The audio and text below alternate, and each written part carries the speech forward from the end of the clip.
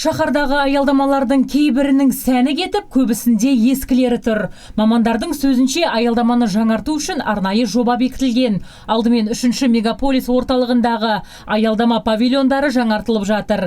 Жаңадан қойылып жатқан аялдама құны 900 мың теңгемен 1 миллион 200 мың теңге арасында бағаланған. Шенеуніктер сөзінше биыл шаһарда бюджет есебінен 250 аялдама салынса, соның 130-ы ескі аялдама орнын басқан. Ал ескі павильондар болса қайта жөнделіп, қала шетіндегі мүлде аялдама жоқ орындарға қойылады екен. Мәселеге Арғынбек көшесін айтайық.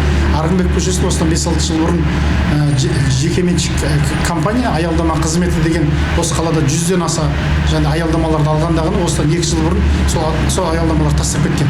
Сол кезде осыдан 5 жыл бұрын сол аялдама қызметі деген жекеменшік компанияны қызыл түсті темірден жасалған аялдамалар жасаған болатын. Солардың бәрін алып тастап, соның орнына біз қазір қаланың аялдамасын қойып жатырмыз да, ол аялдамалар шеткі ауылдарға ауыстырып жатырмыз. Сондықтан жәндегі бір жиі ауысқан сияқты болады да.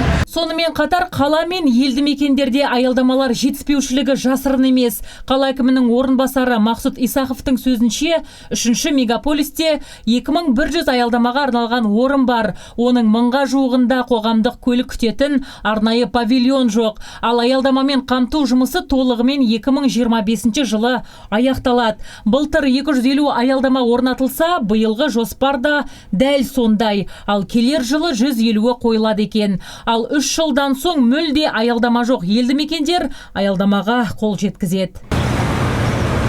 Осыған дейін Теріскейде су жаңа ақылды аялдама павильоны ашылған болатын.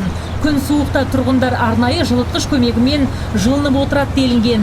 Алайда кәсіпкер қала бойынша осындай павильонның 30-ын саламын дегенімен бұл жобадан қазіргі таңда теріс айналған. Байқасаңыздар, оның есігіне арнайы құлып та салынған. Ал тұрғындар күн суықта автобусты сыртта күтуге мәжбүр. Әкімдіктегілер сөзінше, енді кәсіпкер дәл осы 8 миллион теңге тұратын аялдаманы сүріп алып кете ме, әлде бір тиын шығармаған әкімдікке сыйға бере ме? Бұл шешім инвестордың еншісінде. Қала тұрғындары Теріскейдегі жабық павильонның тазалығы мен ішіндегі жағымсыз иіске көңілдері толмағанын айтады. Жолаушылардың айтуынша, соңғы кездері үй-күйсіз жүргендер осы аялдамаларда түнеуді әдетке айналдырған. Сондықтан да инвестор оны кілттеп қойған деп болжамдап отыр. Ал жауапты мамандар бұл кәсіпкердің мұндай жобадан бас тартқан алғашқы жағдайы емес екендігін алға тартады. Осы былтыр алдыңғы жылдан бастап осымен бұл 3-ші инвестор келіп жатқан. Егер естеріңіз болса, біз аны Теріскейде северде біреуін қойдық қой. Бір инвесторымыз келіп қойды дағыны, бір 2 ай 3 ай ұстады дағыны, сосын тиімсіздік кетіп қалды, ары қарай жалғастырмай қойды.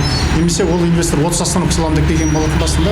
Сол рекламамен осындай сауда, кішкентай сауда саттықпен мен өзім кеткен шығындарымды шығарамын, күтіп ұстауын шығарамын деген. Бірақ оған тиімсіз ол кетіп қалды. Алматыдан келген инвестор болатын. Оның алдында бір инвестор келіп, мына осы Республика көшесінің бойындағы анау мектеп бар, қазір ұмыттым қай мектеп екенін. Асқаров көшесімен қиылысындағы сәл төменірек. Сол жерде бастаған 2 жыл болды, әлі бітіре алмай жатыр.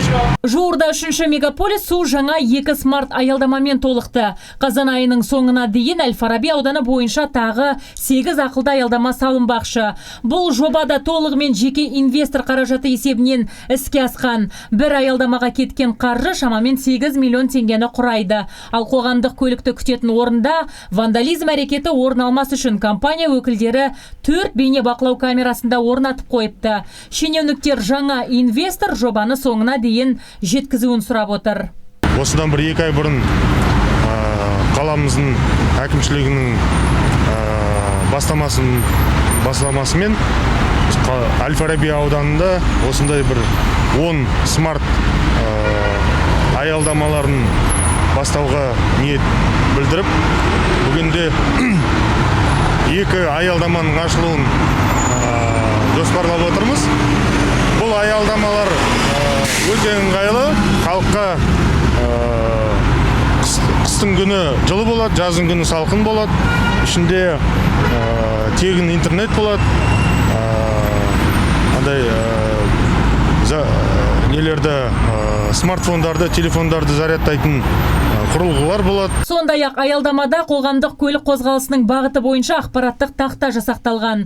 Әл-Фараби аудандық әкімдігімен жеке инвестор компания 5 жылға келісімшарт жасасқан. Өз қаражатынан салынған 10 аялдаманың күтіп ұстауына толығымен жауапкершілікте жеке инвестордың мойнында болмақ. Енді дәл осындай ақылды аялдамадан кәсіпкер қаладағы тағы 8 нүктеге орнатады. Бірінші кезекте мынау қалаға келетін қонақтар, туристер қолайлы келу үшін вокзал аялдамасы, яғни вокзал аялдамасы дәл осындай жаңартылатын болады.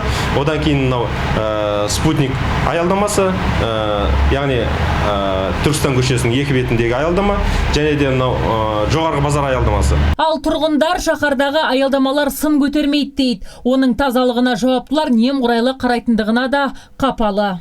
Наоборот, оны ауыстыра бергенде халыққа аз не қылғандарға көмектеспей ме адамдарға? Остановкалер ауыстырған ұнамайды онша. Новый остановкалерді қайта-қайта ауыстырады. Лучше көшелерді жөндесін, тротуарларды жөндесін. Көп ауыстырғаны лишний деп ойлаймын. Постоянно меняют, новые остановканы қоят, через год обратно менять. Просто лишние деньги трата, да, короче. Лучше бездомныларға бермей ме ақша?